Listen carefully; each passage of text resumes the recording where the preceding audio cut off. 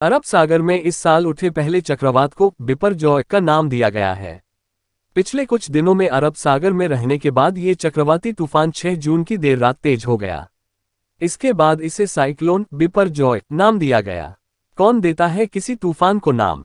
इस चक्रवात का नामकरण विश्व मौसम विज्ञान संगठन WMO द्वारा जारी किए गए आदेश के अनुसार किया गया था। दरअसल जब एक ही स्थान पर कई तूफान सक्रिय हो जाते हैं तब ऐसी स्थिति में भ्रम को रोकने के लिए WMO के निर्देशों के मुताबिक चक्रवातों का नामकरण किया जाता है। इस आदेश के तहत 6 क्षेत्रीय विशिष्ट मौसम विज्ञान केंद्र और 5 क्षेत्रीय उष्णकटिबंधीय तूफान चेतावनी केंद्रों को सलाह जारी करने और दुनिया भर में उष्णकटिबंधीय चक्रवातों को नाम देने के लिए अधिकृत किया गया है।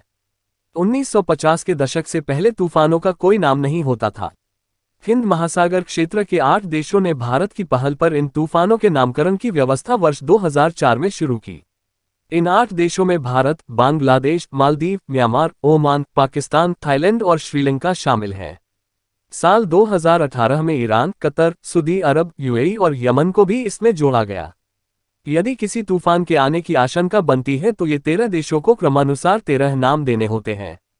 बिपरजॉय बांग्ला भाषा का शब्द है जिसका अर्थ होता है आपदा। इस खतरनाक होते तूफान को बिपरजॉय नाम बांग्लादेश द्वारा ही दिया गया है। इस फॉर्मूले का भी होता है प्रयोग।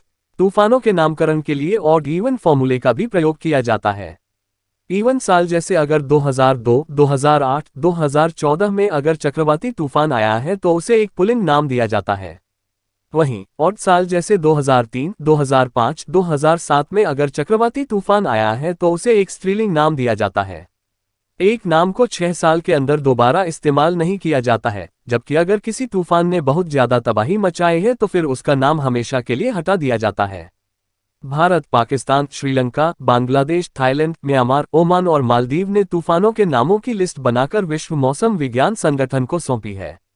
जब इन देशों में कहीं पर तूफान आता है तो उन्हीं नामों में से बारी बारी से एक नाम को चुना जाता है।